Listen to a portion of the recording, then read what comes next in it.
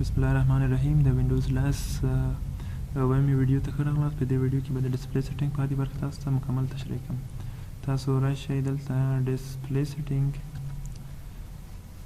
دلته لیکلي بیټري، نورې برخې مو لوستلې. بیټري کې کله چې بیټري کې راشئ، بیټري ته راشئ، دلته لیکلي 80%. زما د کمپیوټر بیټري چارج معلوموي. که تاسو برق سره وصل اوسئ، تاسو ته وایي چې 40 منټه پاتې دي چې زما د کمپیوټر بیټري ډکه شي. بل بیټري سیور ده. بیټري سیور هغه فعاله کوي چې غواړي چې تاسو کمپیوټر چارج کم مصرف کړي. که غواړي چې اتومات فعاله شي، بیا دا ځای فعاله پرېږدئ، بیا به اتومات فعاله کېږي. چارج له 100% څخه کم شي، دا فعاله شي. دلته هم چې له 80%. کله چې له 80% زما کمپیوټر چارج کمیږي، دا به په اتومات ډول فعاله کېږي. بل دلته لیکلي lower screen brightness while in battery saver.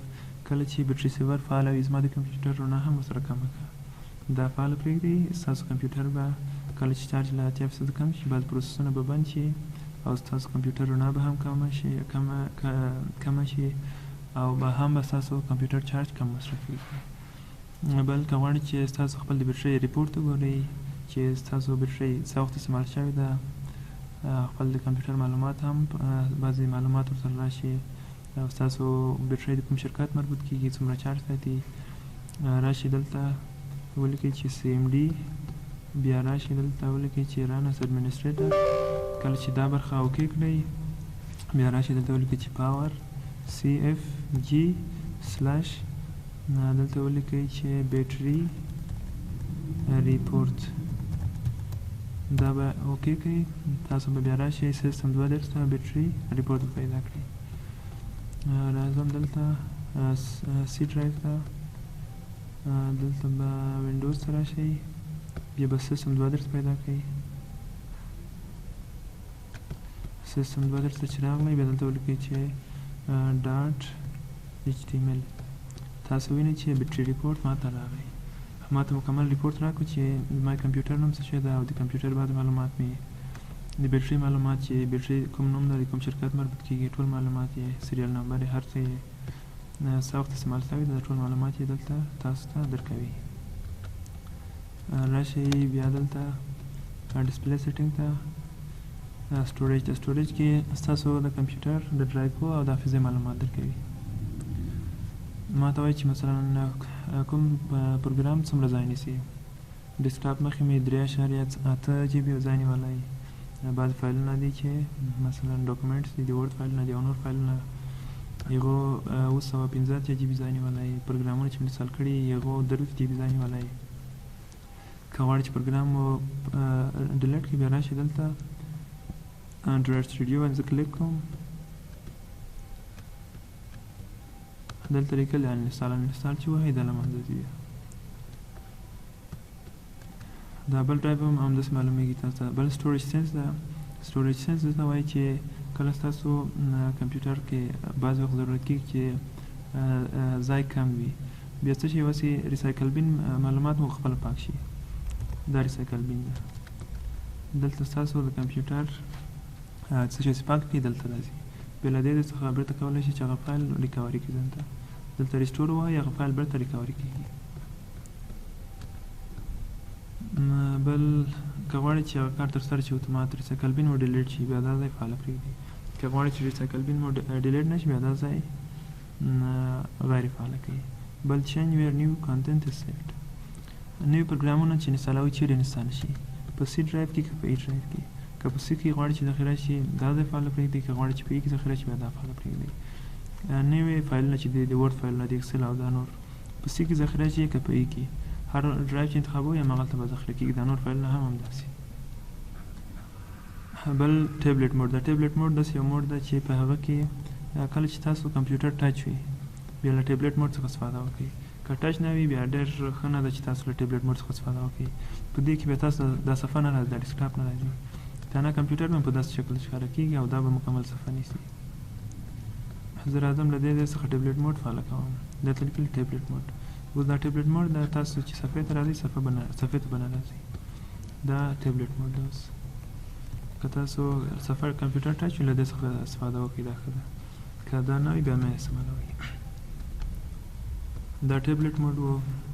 له کوم موډ زه استفاده کوم کله چې لاګین شم له ډیسکټاپ موډ کله چې ټابلیټ موډ ته تبدیلیږي خپل اتومات تبدیل شي که خپل غواړي چې اتومات تبدیل شي ډونټ آسک می اینڈ ډونټ سویچ نه به تبدیلیږي او نه به سویچ کیږي نه سویچ کیږي که غواړي چې اتومات سویچ شي بیا دا برخه فعاله پرېږدي که غواړي چې له تاسو څخه اجازه وغواړي بیا دا برخه فعاله پرېږدي کله چې ټابلیټ موډ فعاله کړم دلته بعض ایکانونه دي دا ایکانونه دا هم پټ شي او غواړم چې دا ټسک بار دغه لاندې برخه ته ټسک بار وایي غواړم چې دا هم پټ شي تاسو اوس راشئ دلته ټابلیټ موډ فعاله کړئ تاسو دلته د ایرپلین موډ فعاله کړو ټابلیټ موډ تاسو دا لاندې برخه وینئ چې دا لاندې برخه اتومات پټه شوه ولې ځکه چې دا برخه ما فعاله کړې وي بل ملټي ټاسکینګ ده ملټي ټاسکینګ څه ته وایي ملټي ټاسکینګ دې ته وایي چې کله زه غواړم په یوه صفحې کې له څو صفحو څخه استفاده وکړم دته ملټي ټاسکینګ وایي زه دلته راځم اکسل هم خلاصوم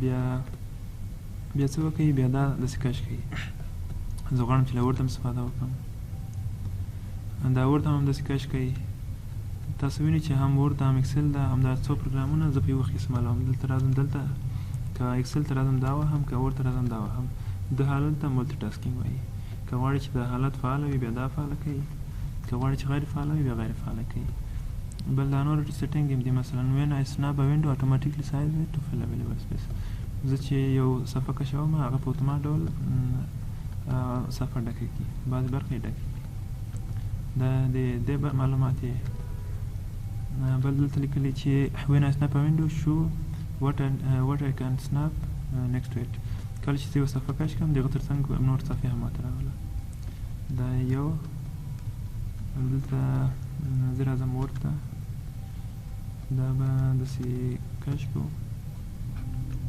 کله چې تاسو دغه برخه فعاله وي تاسو به دلته یو بل لیس هم راځي هغه لیس غواړئ چې راشي که نه شي ده بل when I resize the snap window simultaneously resize کله چې یوه وینډو کموي یا بله وینډو هم اتومات ورسره بنده شي بل show suggestion occasionally in timeline timeline څه ته وایي دلته راشئ ټاسک ویو ته دغه په لاندې برخه کې یو برخه ده هغه ته ټایملاین وایي دغه ټایملاین ده دا بعض اعلانات بعض برخه تاسو دلته راځي که غواړئ چې دا معلومات را نشي بیا دا ځای بند کړئ تاسو به هیڅ نوټیفیکیشن هماغلته نه راځي بل ورچوال ډیسکټاپ چې تاسو له بل ډیسکټاپ خپل کمپیوټر سره وصل کړی وي بیا هغه ته ورچوال وایي د هغه پروسسونه دلته ټسک بار کې راشي که نه که تنها زما د کمپیوټر ول که غواړئ چې د ټول ول راشي بیا دا ووهئ که غواړئ چې تنها ستاسو کمپیوټر ول راشي دا ووهئ بل الت او ټب ووهئ تاسو پروسسونه چې خلاص وي تاسو ته په یو صفحې کې راځي الت او ټب ووهئ تاسو ټول مکمل پروسس دلته راځي بیا الت او ټب ووهئ ټول پروسسونه راځي تاسو هر پروسس چې غواړئ هماغه انتخاب کړئ هغه به تاسو ته په اتومات ډول انتخاب شي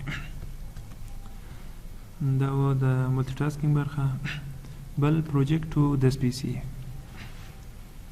پروجیکټ ټو دس پی سي معنی دا ده چې تاسو غواړئ یو بل کمپیوټر یا یو موبایل خپل کمپیوټر سره وصل کړئ که غواړئ چې دا کار ترسره کړئ دلته راشئ که غواړئ چې له نیټورک استفاده وکړئ دا فعاله کړئ که غواړئ چې هر څه چې له هر ځای څخه وي دا فعاله کړئ بل دا فرست ټایم اونلی په دې معنی چې هغه یو ځلې تاسو سره وصل شو بیا نور ځلې به اتومات وصلېږي که غواړئ چې هر ځلې تاسو څخه پاسورډ بعد نور معلومات وغواړئ بیا دا برخه فعاله کړئ دا برخه اوس فعاله شوه اوس تاسو موبایل ته ورشئ که تاسو موبایل هغه برخه چې تاسو بلوتوت او وای فای دا برخه فعاله کوئ هغلته ورشئ که هلته لیکلي وي سکرین میررینګ هغه باندې کلیک وکړئ ستاسو کمپیوټر نوم راځي په هغه کلیک وکړئ بیا تاسو کولی شئ چې له موبایل څخه کمپیوټر هم کنټرول کړئ بل شیرډ ایکسپیرینس ده شیرډ ایکسپیرینس که فعاله کړئ دا په دوه کمپیوټرو کې فعاله کړئ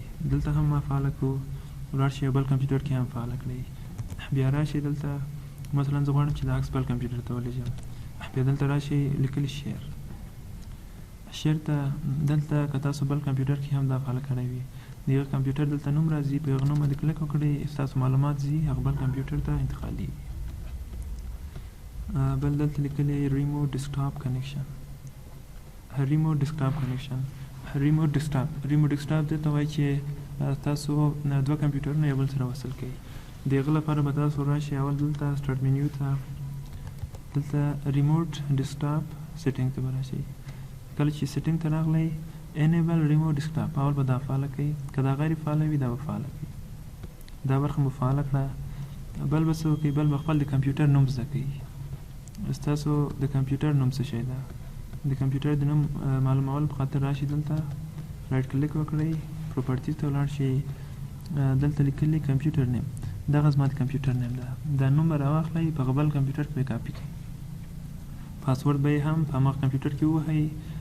بیا به ستاسو دوه کمپیوټرونه سره وصل چې دا کار تاسو خپل ترسره کوئ. که مشکل بیا ما ته حتما کامنټ وکړئ. بیا راشئ دلته لیکلی چې ریموټ ډیسکټاپ کنیکشن، دلته راشئ د کمپیوټر نوم ورکړئ، مثلا سامع امیری. دا چې مو ورکړو بیا کنیکټ ووهئ، بیا پاسورډ در څخه غواړي. کله چې پاسورډ وغوښتو دا اوکې کړئ، بیا تاسو کولی شئ چې په یو وخت کې د بل چا له کمپیوټر څخه هم استفاده وکړئ. اوس بل دا نوم غلط و ځکه چې زه په یو کمپیوټر کې یم. تاسو د بل کمپیوټر نوم دلته ورکړئ، بیا هغه کمپیوټر تاسو سره وصلېږي. نوم او پاسورډ یې ورکړئ، هغه کمپیوټر به ستاسو سره وصل شي. دا و د نن ورځې درس، د نن ورځې تخنیک دا ده چې د تورې صفحې رنګ مو څرنګه بدل کړئ. دلته لیکلي چې CMD، دا CMD ده. زه غواړم چې د دې رنګ بدل کړم. تاسو دلته راشئ پروپرټیز ته، دا دلته کالرز ته راشئ. په کالر کې هر رنګ چېرته انتخابوئ هماغه رنګ انتخاب کړئ. زه راځم دا رنګ انتخابوم. تاسو وینئ چې د دې صفحې رنګ بدل شو. بل د صفحې دلته راشئ ترانسپرنسي ورکړئ. زه تور انتخابوم او په تور کې څه شی کوم؟ اوپاسیټي کوم. دا ورباندې کم کړئ. په دا حالت کې به ستاسو له CMD او صفحې شا هم معلومیږي. هم به دلته خط لیکئ او هم به ستاسو د صفحې شا معلومیږي. دا و د نن ورځې تخنیک او د نن ورځې درس. نور درس به انشاءالله سبا تاسو ته اپلوډ کړم.